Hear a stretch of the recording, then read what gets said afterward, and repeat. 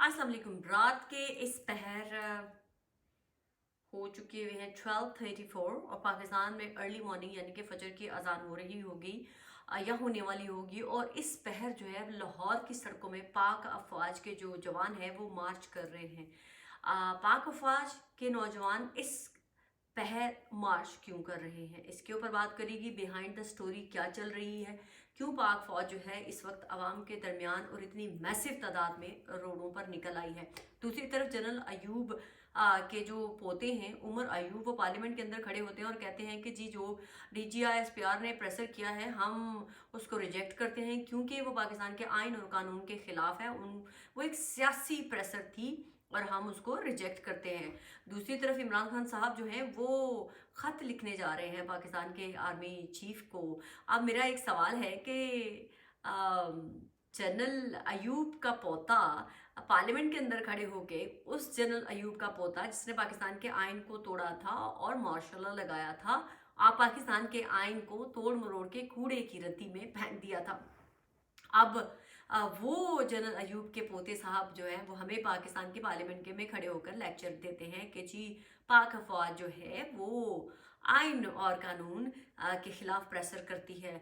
Bye the way PTI वाले ये वही लोग हैं जो कहते हैं कि हमने पाकिस्तान की सियासी पार्टियों से बातचीत नहीं करनी है, हमने जो है वो सिर्फ और सिर्फ पाक अफवाज से ही बात करनी है, हम किसी और के ऊपर एतमाद नहीं करते क्योंकि वो उनके पास इख्तियारात नहीं है। और हम पाक अफवाज, वो पाक अफवाज जो इनके बकौल आइन और कानून की खिलाफ वर्जी कर रही है, सियासी बातें करती है, हम उन्हीं के साथ जाके सियासी बातें हल करेंगे और अपने मसले उनके सामने रखेंगे। इमरान खान साहब जो इनके लीडर हैं, जो खुद कहते हैं, कभी एक जबान से कहते हैं कि अगर मुझे या मेरे बेगम को कुछ हो गया तो उसके जिम्मेदार जनरल आसिम मुनीर होंगे, और दूसरी सांस में कहते हैं कि मैं जनरल आसिम मुनीर को अब एक लेटर लिखने वाला हूँ। वैसे bye the way general Asim Munir को इमरान खान साहब लेटर में क्या लिखेंगे? ओए जनरल आसिम मुनीर, तुम हो अगर मेरी बीवी को या मुझे कुछ हो जाता है तो तुम रिस्पॉन्सिबल हो गए। ओए जनरल आसिम मुनीर, तुम हो जो फॉर्म 47 की जो है वो हुकूमत बना के बैठे हुए हो। ओए जनरल आसिम मुनीर, तुमने ये फॉर्म 47 वालों को जो है वो हुकूमत दे दी हुई है, इनको हटाओ, मुझे जेल से निकलवाओ और मुझे वापस इक़्तिदार में लाओ। मतलब क्या लिखेंगे इमरान खान साहब उस लव लेटर के अंदर? क्या उनसे इल्तिजा करेंगे, क्या डील करेंगे? इमरान खान साहब behind the scene, off the screen, on the record लोगों को, सहाफ़ियों को बार बार कहते रहे हैं कि मैं उनसे जो है वो बातचीत करने की कोशिश कर रहा हूँ, पैगामात पहुँचा रहा हूँ, लेकिन मुझे आगे से जवाबात नहीं दिए जा रहे। ये पाकिस्तान के बड़े बड़े सीनियर सहाफ़ी तक ऑन रिकॉर्ड कह चुके हुए हैं कि इमरान खान साहब हर मुमकिन कोशिश कर रहे हैं कि पाकिस्तान की इस्टेब्लिशमेंट से बातचीत हो, लेकिन वो उनको रिप्लाई नहीं कर रही। हाँ, इनडायरेक्टली बहुत सारे पैगामात जो हैं शाह महमूद कुरैशी ने भी पहुंचाए इमरान खान साहब। गवर्नर जो है KPK के जो PCM हैं उन्होंने भी बहुत सारे पैगाम पहुंचाए।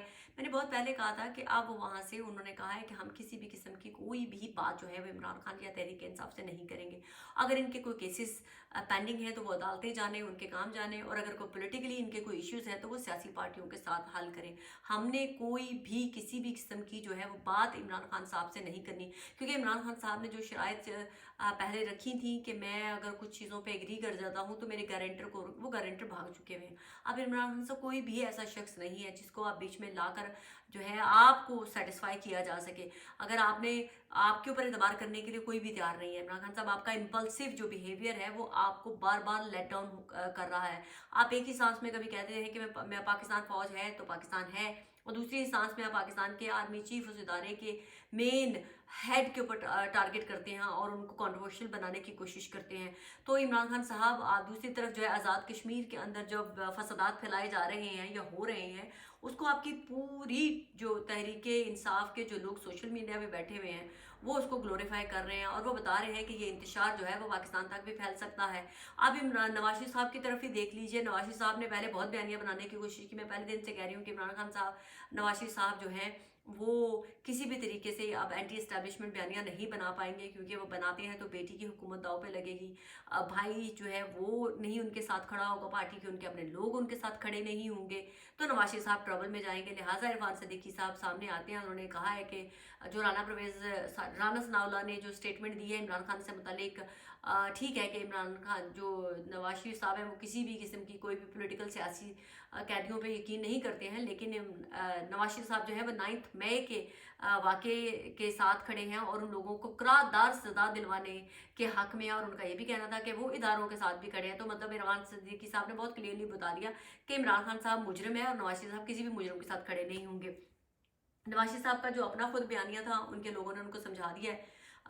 मैंने कहा था अपने लास्ट वीक के प्रोग्राम में कि जून से जो है वो पाकिस्तान एक डिफरेंट डायरेक्शन में जा रहा है, और वही बात हुई कि इमरान खान साहब ने कल की स्टेटमेंट में कह दिया कि जनाब जून से मैं नहीं देख सकती, मैं देख रहा हूँ कि जून से इमरान खान हुकूमत जो है वो बड़ी ट्रबल में जा रही है।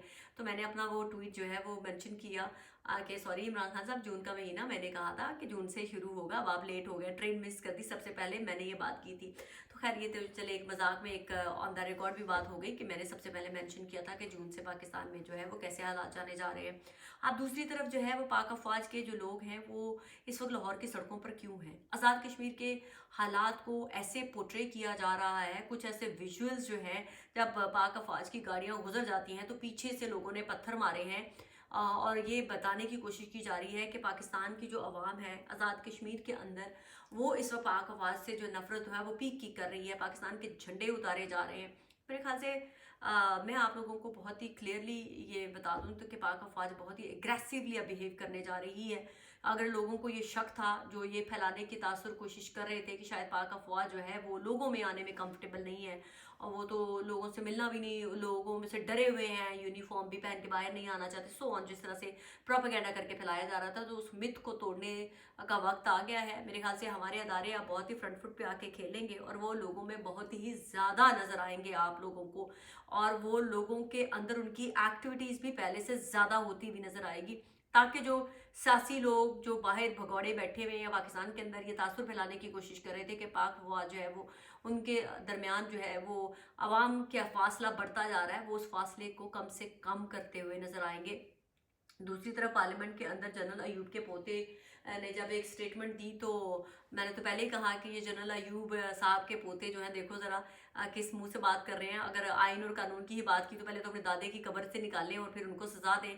और दूसरी तरफ जो है वो ख्वाजा आसिफ साहब ने एक टॉन्ट मारा और उन्होंने कहा कि इमरान खान साहब जो हैं उनकी दाई जो थी जनरल बाजवा थी, और उन्होंने 2018 के इलेक्शन जितवाए थे इमरान खान साहब को।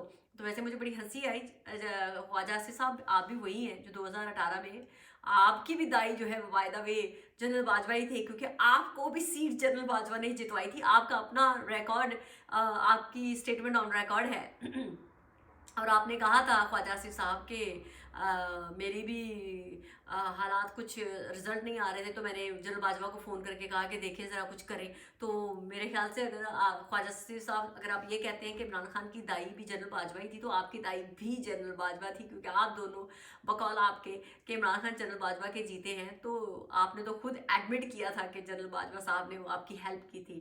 तो खैर पाकिस्तान के अंदर इमरान खान साहब की जो है इस वक्त कोई भी डील जो है वो नहीं हो रही, क्योंकि इमरान खान साहब के गारंटर भाग चुके हुए हैं। इमरान खान साहब की इम्पल्सिव बिहेवियर की वजह से इमरान खान साहब के ऊपर अभी कोई भी ट्रस्ट करने के लिए तैयार नहीं है। ये मैं बार बार कह रही थी कि इमरान खान साहब जो है वो अपना नुकसान करेंगे, अपने आप को उनको कंट्रोल रखना होगा।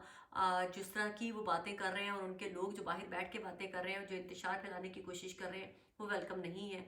और मुझे लगता है कि इमरान खान साहब अभी मज़ीद ट्रबल में जाएंगे। अगर उनको जो अदालतें हैं वो रिलीज़ कर भी देती हैं तो इमरान खान साहब के लिए वैसे कोई रिलीज़ नहीं होगा। इमरान खान साहब के डेफिनेटली बाहर आने से जो है वो उनके लोग तो चार्ज होंगे, लेकिन इमरान खान को वैसे कोई फ़ायदा नहीं होगा। फ़िलहाल इमरान खान अपने लिए नुकसान ही नुकसान कर रहे हैं, और मैं अगले व्लॉग में आप लोगों को बताऊंगी कि इमरान खान साहब ने मुकम्मल किस तरह से जो है वो कहाँ कहाँ कौन कौन से सोर्सेज के थ्रू बात करने की कोशिश की, और जब उनके दरवाजे बंद हो गए और उनको नज़र आने लगा कि अब फ़िलहाल जो है वो क्रॉस लग चुका है। आगे हमारे रब को पता है कब कहाँ कौन सा जो है वो लॉक खुल जाए और कब कहाँ लगाए हुए क्रॉस जो है वो मिट जाएं।